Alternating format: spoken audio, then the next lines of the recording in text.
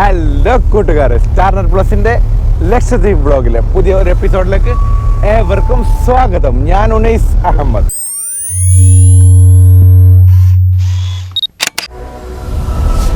കൽപ്പേനിയിൽ പോയിട്ടില്ല ഇതുവരെ, അതുകൊണ്ട് തന്നെ ഒന്ന് കൽപ്പേനി എക്സ്പ്ലോർ ചെയ്യാൻ വേണ്ടിയാണ് ഇന്ന് ആദ്യം ഞാൻ ട്രൈ ചെയ്യുന്നത്. അപ്പോൾ ഇന്നത്തെ വീഡിയോ എല്ലാവരും സ്കിപ്പ് ചെയ്യാതെ കാണുക, സപ്പോർട്ട് ചെയ്യുക. സ്റ്റാർനെറ്റ് പ്ലസ് സബ്സ്ക്രൈബ് ചെയ്യാത്തവരാണെങ്കിൽ സബ്സ്ക്രൈബ് ചെയ്ത് കൂടെ തന്നെ നിൽക്കുക. ഇന്നത്തെ ദിവസം കൽപ്പേനിയാണ്. എന്നിട്ട് വൈകുന്നേരം ഇറങ്ങുന്ന സമയം അത്രക്ക് പാടാണ്, നല്ല പാടാണ്. ഇറങ്ങുമ്പോ ചാടി ഇറങ്ങണം. അതല്ലേ, കണ്ട കുട്ടികളൊക്കെ പറയുന്നണ്ട നിങ്ങൾ ചാടും. ഏതായാലും നോക്കാം നമ്മൾ എത്രത്തോളം എങ്ങനെയൊക്കെ സംഭവിക്കുന്നു. ധാരാളം ബോട്ടുകൾ വരുന്ന കാണാൻ പറ്റും. മാവും ബ്രെഡും പഴവും മുട്ട പൊരിച്ചി അല്ലേ, പിന്നെ ഇത് ജാമ്. ഇതാണ് ഇന്ന് രാവിലത്തെ അല്ലേ ഭക്ഷണം.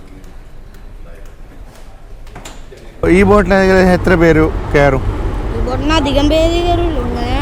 ഫിഷിംഗ് ബോട്ടല്ലേ ഇത്? ഒന്നിച്ചിട്ടുള്ള ആൾക്കാർ കയറും. ഇവിടെ വന്ന് ഇങ്ങനെ നോക്കും. ഇവിടെയാണ് ഇറങ്ങാൻ പോകുന്നത് അല്ലേ, പാർക്കിംഗ് ഏരിയ.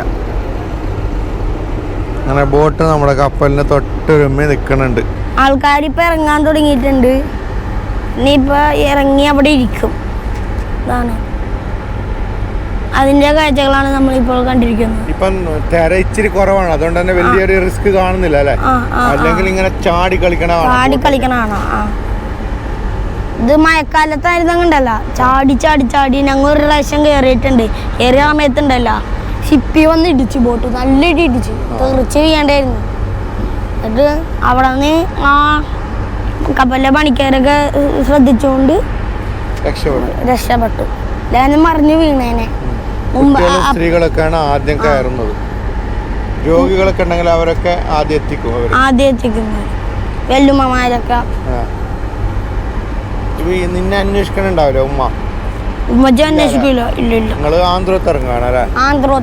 അപ്പൊ വിഷയമല്ല. രണ്ടാമത്തെ ബോട്ടും ഇവിടെ വന്ന് അടുക്കണുണ്ട് അല്ലേ. അപ്പുറത്തും എംബാർക്കിംഗ് ഏരിയ ഉണ്ട് ആ സൈഡ് അല്ലേ. ആൾക്കാർ കയറിക്കൊണ്ടിരിക്കണേ കണ്ട, ഒരു വെല്ലുമാനെ കയറ്റി ഇറക്കിയിരിക്കണേ. ആദ്യം സ്ത്രീകളെയാണ് എല്ലാ ബോട്ടിലും ഇറക്കാറ്. അതുകൊണ്ട് സ്ത്രീകൾക്ക് പേടിക്കേണ്ട ആവശ്യമില്ല. സ്ത്രീകളെ എടുത്തിട്ട് കയറ്റുള്ളൂ. ചാടണത് പിള്ളേരൊക്കെ ചാടും, അങ്ങനത്തെവരൊക്കെ ചാടും. യുവാക്കളൊക്കെ ചാടും.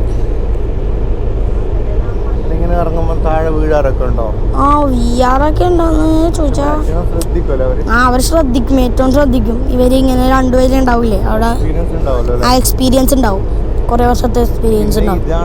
ഇതില്ലേ ഇവിടെ നോക്ക്, ഇവിടെ നോക്ക്, ആ കപ്പൽ നോക്ക്, ഇവിടെ നോക്ക്. ഇത് കണ്ട, ഇവിടെ നല്ല ആട്ടമുണ്ട്. ആ ഉമ്മമാര് അവിടെ കുറച്ച് ശാന്തമാണ്, ഇവിടെ നല്ല ആട്ടമുണ്ട്. കാരണം ഇവിടെ ശരി ആടി കണ്ടാക്കണ്ട. ഇപ്പൊ ആടിയിട്ടുണ്ട്. ഇപ്പൊ താഴത്തോട്ടവും മേളിലോട്ട് വരും, താഴത്തോട്ടവും മേളിലോട്ട് വരും. അങ്ങനെയാണ്. യാത്രക്കാർ നിറഞ്ഞു. ഒരു ബോട്ട് പോയി. രണ്ടാമത്തെ ബോട്ട് ഇവിടെ ആൾക്കാരെ കയറ്റിക്കൊണ്ടാണുള്ളത്. ആ ബോട്ടിലില്ലേ, ഈ ബോട്ടില് അവര് ഇവിടെ നിന്ന് ഇങ്ങോട്ട് വരും, കപ്പലിൽ കയറാൻ വരും. ആന്ധ്രത്തിലോട്ട് പോവാനുണ്ടെങ്കിൽ. എന്നിട്ടുണ്ടല്ലോ ഇവിടുത്തെ ആൾക്കാര് അവിടെ കയറും, ഈ ഷിപ്പിൽ കയറും, ഈ ബോട്ടിൽ കയറും. എന്നിട്ട് അങ്ങോട്ട് കൊണ്ടുപോകും കൽപ്പേനിയിലോട്ട്. അങ്ങനെയാണ്, അങ്ങോട്ടും ഇങ്ങോട്ടും കൊണ്ടുപോകും.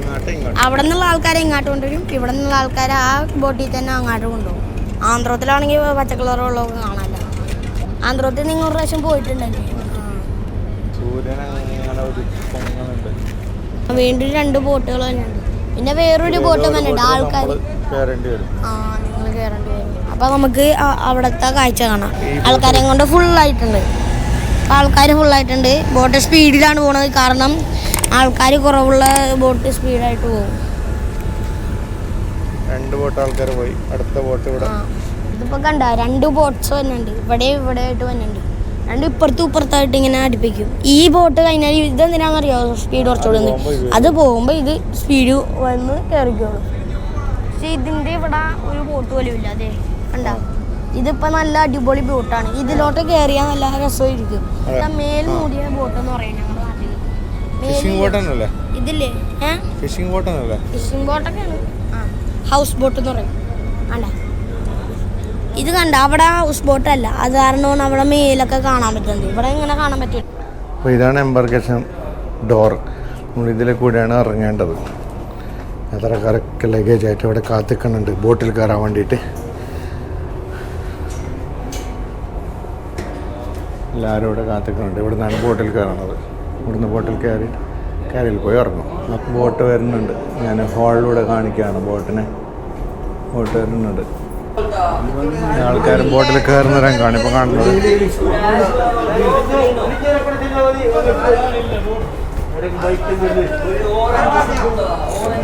ഇവിടെയൊക്കെ നിറയെ ആൾക്കാർ ഇങ്ങോട്ട് വരുന്നുണ്ട്.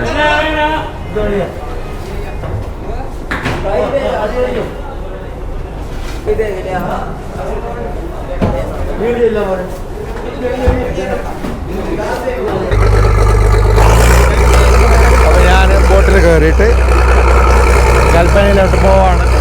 അവസാനത്തെ ബോട്ടാണെന്നാണ് ഇവർ പറയുന്നത്. പെട്ടെന്ന് കയറാവുന്നു, ചാക്ക് കുടിക്കാൻ നിന്നില്ല. ഇതാണ് നമ്മൾ നേരത്തെ വന്ന കപ്പലിൽ നിന്ന് ഇറങ്ങിയിട്ട് ഇപ്പോൾ ബോട്ടിൽ കയറി. ബോട്ട് ഇവിടുന്ന് വിട്ടു. ഒന്നും മറന്നില്ല എന്നാണ് എൻ്റെ ഓർമ്മ.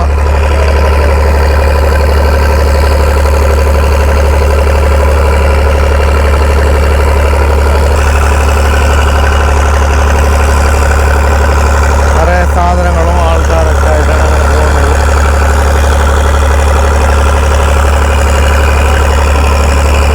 നിറയെ ആൾക്കാരുമായിട്ട് പുറകിൽ കപ്പലിൽ ഞങ്ങൾ ബോട്ടിലൂടെ പോവാണ്. മാഷാ അല്ലാഹ്. അങ്ങനെ കൽപ്പനയിലോട്ട് ജീവിതത്തിൽ ആദ്യമായിട്ടൊരു യാത്ര.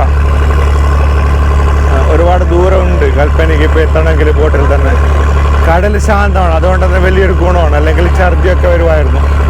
സൊബൈ നിസ്കരിക്കുന്ന സമയത്ത് തന്നെ ഈ ദ്വീപിലേക്ക് എത്തിയിട്ടുണ്ട്. അവിടുന്ന് ബോട്ട് കപ്പൽ നിർത്തിയിട്ട് പുലർച്ചെയാണ് ഈ ബോട്ട് വിളിക്കാനൊക്കെ വന്നത്. നല്ലൊരു ഉറക്കമായിരുന്നു. അൽഹംദുലില്ലാഹ് എല്ലാം ഖൈർ, സന്തോഷപൂർണ്ണമായ യാത്ര.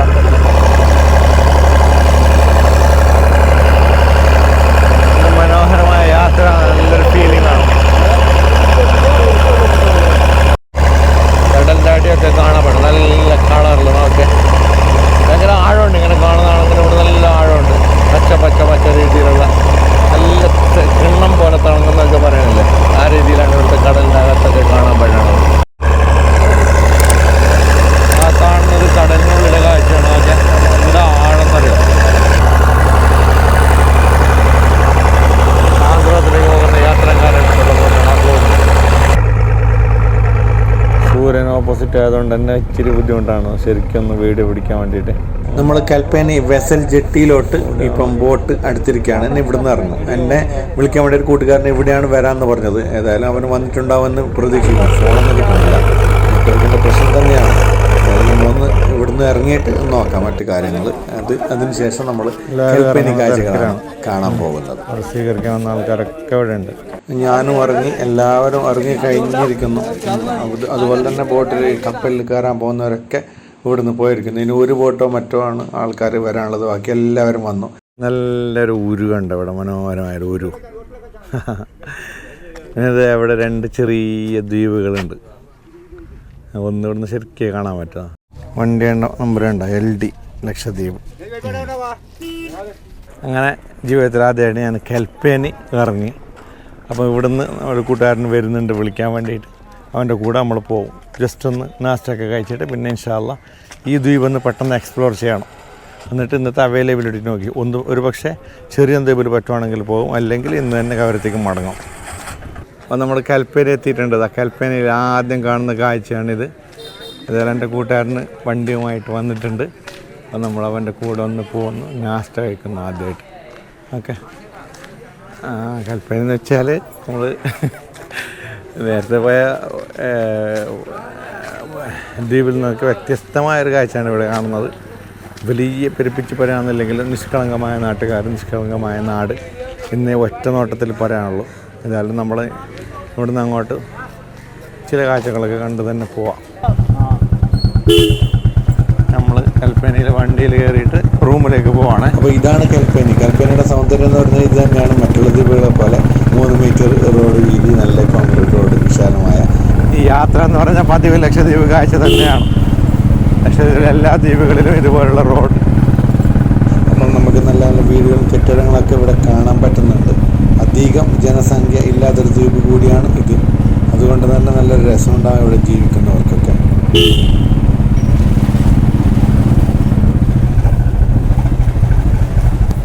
നമ്മൾ താമസിക്കാൻ പോകുന്ന റൂമിലേക്ക് എത്തിയിട്ടുണ്ട്. നമ്മൾ ഫ്രഷ് ആവാൻ റൂമിലേക്ക് എത്തിയിട്ടുണ്ട്. ഇന്നത്തെ വീഡിയോയോടെ വെച്ച് തുടങ്ങാണ്. മാഷാ അല്ലാഹ്, ഞാൻ എവിടെ പോയാലും നല്ല പാട്ട് പാടുന്ന കുട്ടികളെ കാണാൻ ഒരു ഭാഗ്യം കിട്ടാറുണ്ട്. മുത്തുനബിയുടെ മദ്ഹ് പാടുന്ന കുട്ടികളെ. അപ്പോൾ ഞാനിപ്പോൾ മദ്രസയുടെ തൊട്ടടുത്താണ് റൂമുള്ളത്. റൂമിൽ നിന്ന് മദ്രസ വിടുമ്പോൾ നല്ലൊരു ബെയ്ത്ത് പാടുന്ന കേട്ട് അങ്ങനെ ഞാൻ ഓടി മദ്രസിൻ്റെ അടുത്ത് വരുമ്പോൾ പരിചയമുള്ള ഉസ്താദുമാരാണ് കൂടെയുള്ളത്. അപ്പം ആ പാട്ട് പാടിയ കുഞ്ഞുമോനെ ഇവിടുന്ന് കണ്ടുവച്ചു. എന്നാൽ നമുക്ക് ആ കുട്ടിയുടെ പാട്ടൊന്ന് കേൾക്കാൻ തോന്നിയിട്ട് ഉസ്താദുമാരോട് സംസാരിച്ചു. അതിന് പ്രകാരം കുട്ടിയുടെ രക്ഷിതാവടക്കം ഇവിടെ ഉസ്താദായിട്ട് ജോലി ചെയ്യുന്നുണ്ട്. മാഷാ അല്ലാഹ്. ഹിദായത്തുൽ ഇസ്ലാം മദ്രസ കൽപ്പേനി, ഇതാണ് ഈ കാണുന്നത്. കൽപ്പേനിയിലെ വടക്ക് വശത്തുള്ള മദ്രസ അല്ലേ. അപ്പോൾ ഏതായാലും നമ്മൾ ഈ കുട്ടിയുടെ പാട്ടൊന്ന് കേൾക്കാം.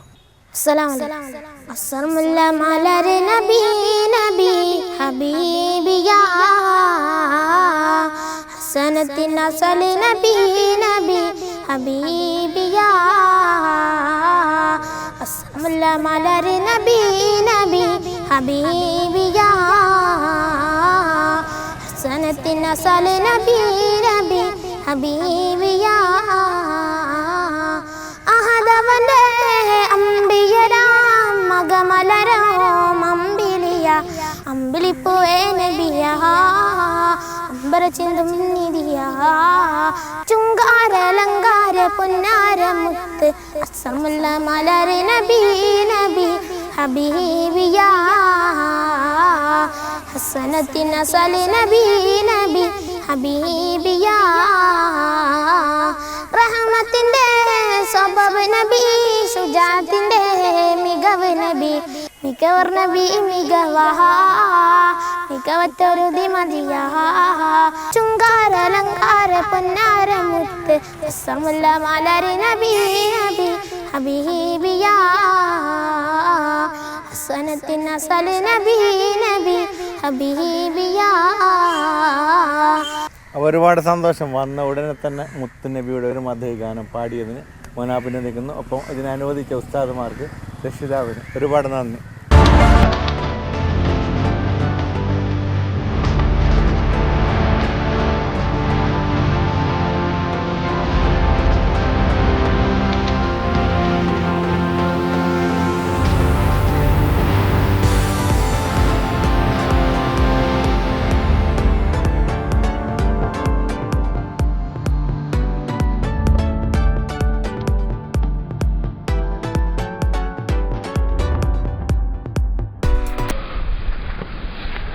കൽപ്പേനിയിലെ മുഖ്യമായി എടുത്തു പറയേണ്ടതാണ് ഈ മൊയ്തീൻ പള്ളി. ഒരുപാട് ചരിത്രങ്ങളുള്ള പള്ളിയാണ്. ഈ നമ്മൾ കയറി വരുമ്പോൾ വലതുഭാഗത്ത് കാണുന്നതാണ് മഖാമ്, തൊട്ടപ്പുറത്ത് കാണുന്നത് മൊയ്തീൻ പള്ളി. കൽപ്പേനി ദ്വീപിൻ്റെ ഏറ്റവും അത്ഭുതം എന്ന് പറയുന്ന ഒരു കുളമാണ് ഇത്, പച്ചക്കുളം. അതായത് കടലിന് തൊട്ടുരുമ്മി നിൽക്കുന്ന ഒരു പ്രദേശത്ത് സ്ഥിതി ചെയ്യുന്ന കുളം. അപ്പോൾ കടലിലെ വെള്ളം നമുക്കറിയാം നല്ല രീതിയിൽ ഉപ്പായിരിക്കും. പക്ഷേ ഈ കുളത്തിലെ വെള്ളം ഒരു ഉപ്പിൻ്റെ പോറൽ പോലുമില്ല. അതാണ് ഏറ്റവും വലിയ അത്ഭുതം. അതായത് ഈ പള്ളിയുടെ ആദ്യകാല നിർമ്മിക്കുന്ന സമയത്ത് പണി കഴിഞ്ഞ് ഓരോ ദിവസവും പണി കഴിഞ്ഞ് പണിക്കാർ മടങ്ങിപ്പോകും. പിറ്റേ ദിവസം രാവിലെ പണിക്കായി വരുമ്പം പള്ളിയുടെ പണി മൊത്തമായി പൂർത്തിയായിട്ടുണ്ട്. അപ്പോൾ ഇത് ആരാ പൂർത്തിയാക്കിയെന്ന് ഇവർക്കും അറിയില്ല. അപ്പോൾ ഇവരുടെ വിശ്വാസപ്രകാരം ജിന്നുകളാണ് ആ പണി പൂർത്തീകരിച്ചത്. അപ്പോൾ ജിന്നുകൾ പണിത പള്ളി എന്നറിയപ്പെടുന്നു. ഇതിൻ്റെ ചുറ്റുഭാഗത്ത് തന്നെ 7 കുളങ്ങളും ഉണ്ട്. കൽപ്പേനി ദ്വീപിൻ്റെ തെക്ക് ഭാഗത്ത് സ്ഥിതി ചെയ്യുന്ന, കടലിന് ഓരത്തായി സ്ഥിതി ചെയ്യുന്ന പള്ളിയാണ് മൊയ്തീൻ പള്ളി. ജിന്നുകൾ കെട്ടിയ പള്ളി എന്നും ഈ പള്ളിയെ അറിയപ്പെടുന്നുണ്ട്. ഈ കാണുന്നത് കൽപ്പേനിയുടെ തൊട്ടടുത്ത് കാണുന്ന മറ്റേ 3 ചെറുദ്വീപുകൾ, ചെറിയ കുറ്റി, വലിയ കുറ്റി, തിലാക്കം എന്നീ 3 ദ്വീപുകളാണ് ഇവിടെ തൊട്ടടുത്തായി ആൾ താമസമില്ലാതായി കാണുന്നത്. പള്ളിയുടെ തൊട്ട് ബാക്കിലായിട്ട് കാണുന്ന കടൽക്കരയാണിത്. കടലോരത്തിനടുത്താണ് നമ്മുടെ മൊയ്തീൻ പള്ളി സ്ഥിതി ചെയ്യുന്നത്. ഇത് മൊയ്തീൻ പള്ളിയുടെ ഏറ്റവും മുൻഭാഗമാണ് ഈ കാണുന്നത്. ഇതൊരു കുളമാണ്, ഇതിലും കുളിക്കലൊക്കെ ഉണ്ട്. ഇത് പണ്ട് കാലത്ത് സമയമൊക്കെ നോക്കാൻ വേണ്ടി ഉപയോഗിച്ചിരുന്ന ഒരു സ്തൂപമാണ്. മാസം 28, 29, 30 എന്നൊക്കെ നമ്മൾ അറിയല്ലോ. അപ്പോൾ ഇവർ ഇവിടെ കയറി നിന്നിട്ട് നോക്കുന്ന ഒരു സംഭവം എന്തോ ആണ് എന്നാണ് തോന്നുന്നത്. ഏതായാലും പണ്ടത്തെ കാലത്ത് അങ്ങനെയുള്ള ഒരു സംഭവത്തിന് വേണ്ടി ഉപയോഗിച്ചൊരു സ്തൂപമാണ്. നമ്മളിപ്പോൾ കൽപ്പേനി ദ്വീപിൻ്റെ വെസൽ ജെട്ടിയിലാണുള്ളത്. ഇതാണ് വെസൽ ജെട്ടി. ഓക്കെ, ഇവിടെയാണ് വെസൽ വരുന്നത്. ഈ വെസലിൽ കയറിയിട്ടാണ് നമ്മളിപ്പം കവരത്തിയിലേക്ക് പോകുന്നത്. എന്ത് മനോഹരമെന്ന് നോക്കിയാൽ, എന്താ രസം. നമുക്ക് കൽപ്പനയിൽ കൂടുതൽ സമയം നിൽക്കാൻ കിട്ടിയിട്ടില്ല, കാരണം 2 ദിവസത്തേക്ക് ഇനി വെസലുണ്ടാവില്ല. ഇന്നാണ് ലാസ്റ്റ് വെസൽ. അപ്പോൾ അതിൽ കയറി കവരത്തിൽ പോയാൽ നല്ല രസം. ഇത് NIT, അത് കടൽ വെള്ളം ശേഖരിച്ച് അതിനെ കുടിക്കുന്ന വെള്ളമാക്കുന്ന ഒരു സംഭവം. ഇത് വേറെ ദ്വീപിലേക്ക് കൊണ്ടുപോകാൻ വേണ്ടി ഇവിടെ വെച്ചതാണ്.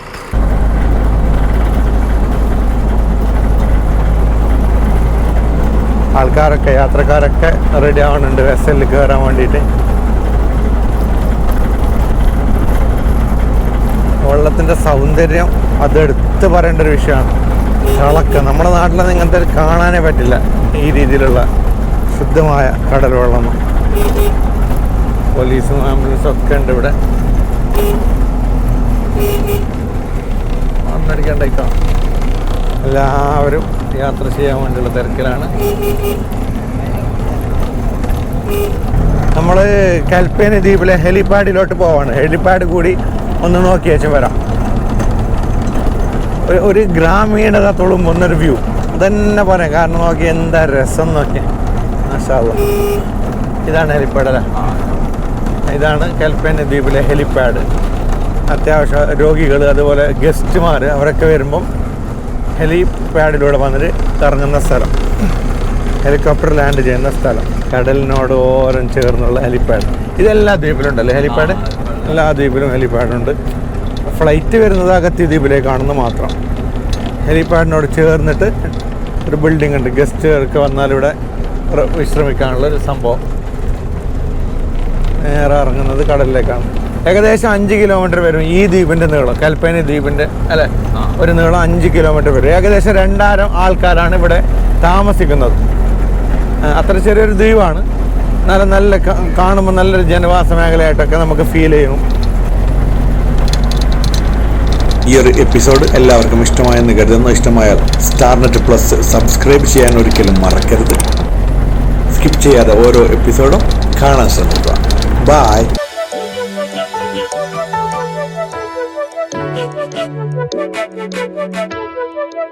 Thank you.